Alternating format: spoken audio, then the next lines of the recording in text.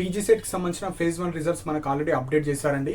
So స్టూడెంట్స్కి చాలా doubts ఉన్నాయి. సో ఈ వీడియోలో అన్ని మీ కమెంట్ సెక్షన్లో ఉన్న డౌట్స్ కావచ్చు, అండ్ చాలా స్టూడెంట్స్కి సర్టిఫికేట్ ఇష్యూస్ కావచ్చు, ఫేజ్ 2 ఉంటుందా, సో ఫేజ్ 1లో జాయిన్ అయిన కాలేజ్ ఎలా బుక్ చేసుకోవాలి, మళ్ళీ నేను ఇందులో జాయిన్ అయ్యి ఫేజ్ 2లో పార్టిసిపేట్ చేయొచ్చా, సో ఇన్కమ్ ప్రాపర్గా అప్లోడ్ చేయని వాళ్ళు కావచ్చు, ఇలాంటివి వేరియస్ డౌట్స్ ఉన్నాయి. ఈ ఒక్క వీడియోలోనే మీకైతే అన్ని డీటెయిల్గా ఎక్స్ప్లెయిన్ చేస్తాను. సో ఫస్ట్ పాయింట్ వచ్చేసి, ఎవరైతే మనకు సీట్ అలాట్మెంట్ అయిన వాళ్ళు, మీకు 3 ఆప్షన్స్ ఉంటాయండి. సో ఫస్ట్, మీకు నచ్చిన కాలేజ్, నచ్చిన స్పెషలైజేషన్ వస్తే మీరు జాయిన్ అయిపోండి, ఫస్ట్ పాయింట్.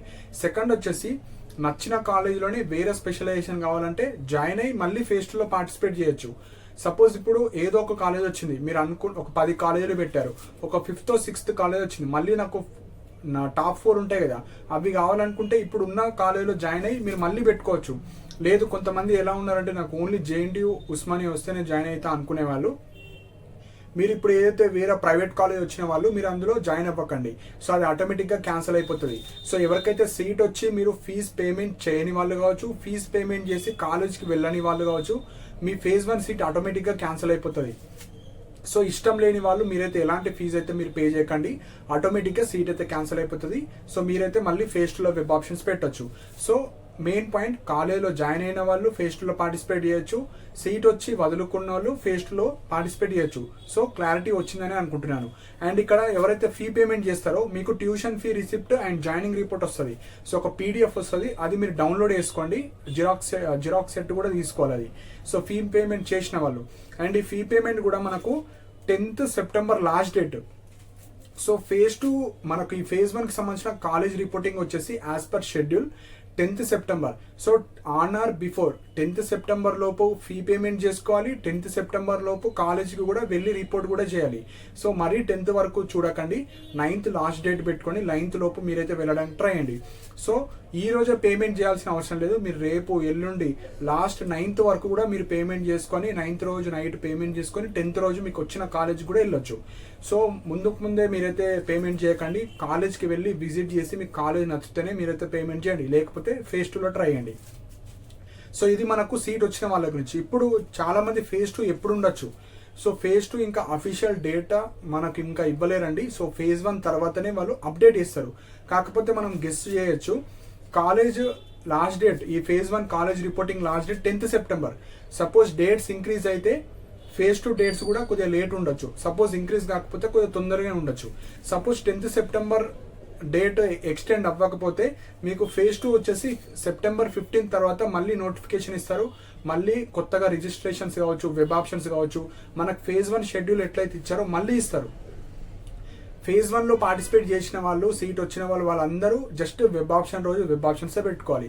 కొత్తగా స్టూడెంట్స్ అంటే గేట్ క్వాలిఫై అయిన వాళ్ళు, పీజీసెట్ రాసి ఫేజ్ 1లో పార్టిసిపేట్ చేయని వాళ్ళు మాత్రమే రిజిస్ట్రేషన్స్ చేసుకోవాలి, సర్టిఫికేట్స్ మళ్ళీ అప్లోడ్ చేయాలి. ఆల్రెడీ పార్టిసిపేట్ చేసిన వాళ్ళు జస్ట్ వెబ్ ఆప్షన్ రోజు వెబ్ ఆప్షన్సే పెట్టుకోవాలి.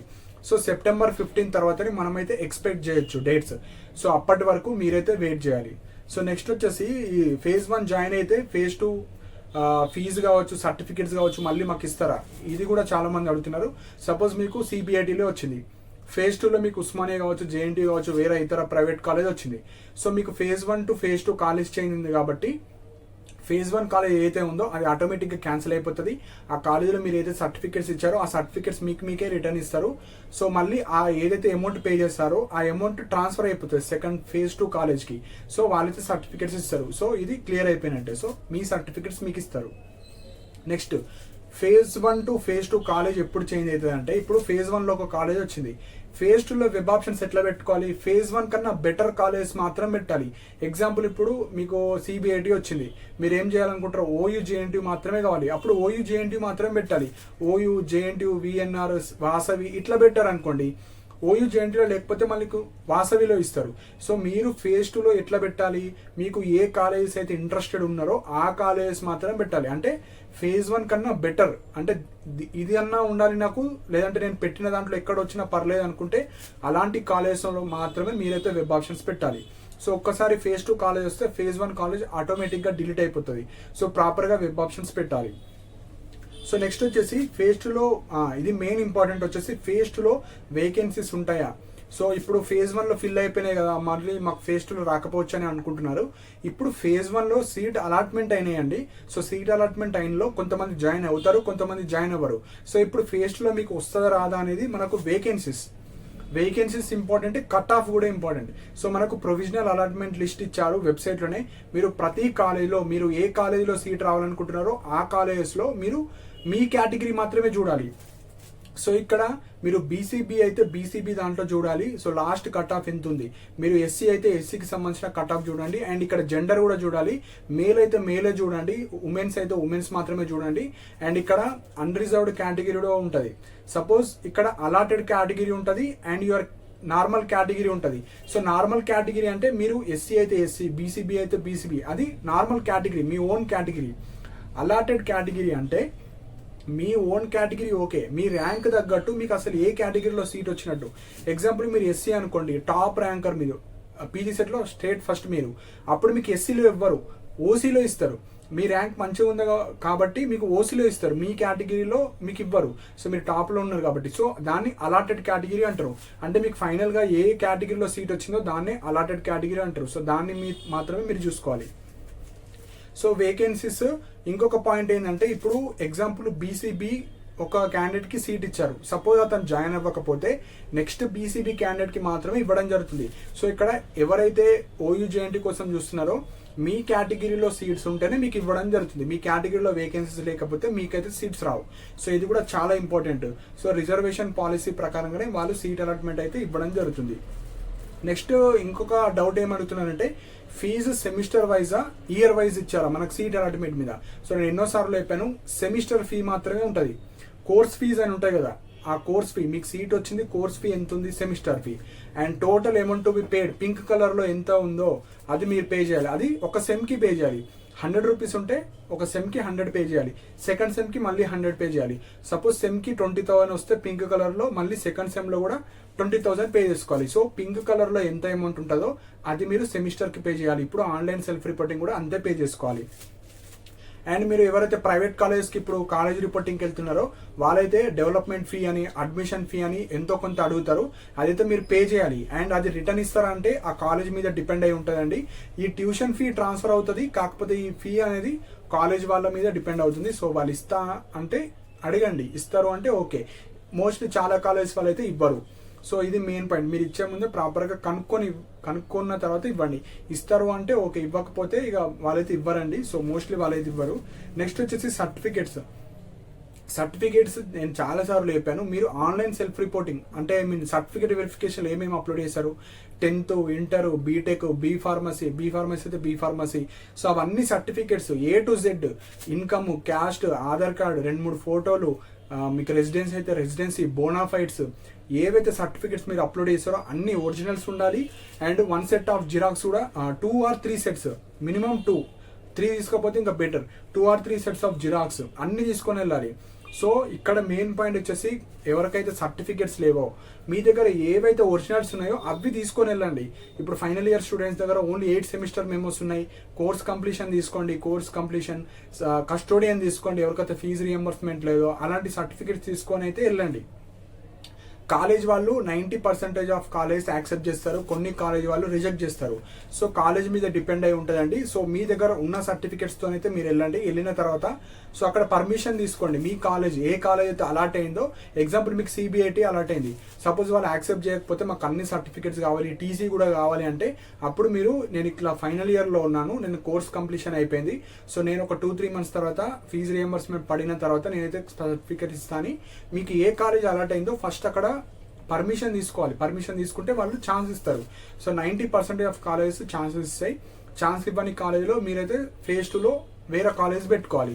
సో ఇవే ఇంపార్టెంట్. సో సర్టిఫికేట్స్ లేని వాళ్ళు డైరెక్ట్ కాలేజ్కి వెళ్ళి ఒక లెటర్ రాసి మీ ప్రాబ్లం వాళ్ళకి చెప్పాలి. చెప్పిన తర్వాత వాళ్ళు యాక్సెప్ట్ చేస్తారు. యాక్సెప్ట్ చేయకపోతే ఫేజ్ 2లో వేరే కాలేజ్ పెట్టండి. సో ఆ అమౌంట్ మళ్ళీ ట్రాన్స్ఫర్ అయిపోతుంది, మీకు వేరే కాలేజ్కి వెళ్ళిపోతుంది.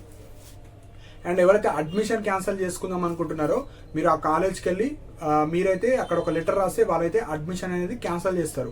సో అడ్మిషన్ క్యాన్సిల్ మొత్తం మీరైతే కాలేజ్లోనే తీసుకోవాలి. మీకు ఏ కాలేజ్ అలాట్ అయిందో అక్కడ ప్రిన్సిపల్ని అడిగితే వాళ్ళు అడ్మిషన్ క్యాన్సిల్ చేస్తారు ఆటోమేటిక్గా.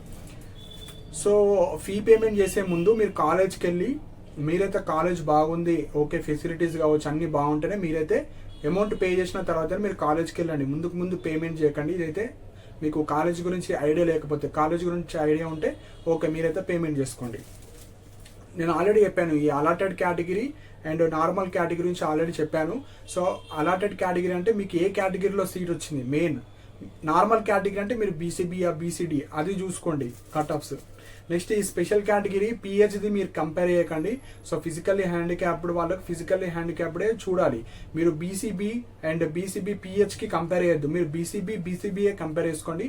అండ్ ఈ స్పెషల్ కేటగిరీ ఎన్సీసీ కావచ్చు అవి మీకు ఫేజ్ 2లో ఉంటుంది. సో ఇప్పుడైతే నార్మల్ కేటగిరీతోనే మీకైతే సీట్ అలాట్మెంట్ కావచ్చు అవి అయితే ఇవ్వడం జరుగుతుంది. ఇవి మెయిన్ పాయింట్స్. నెక్స్ట్ వచ్చేసి fee payment last date 10th September last date.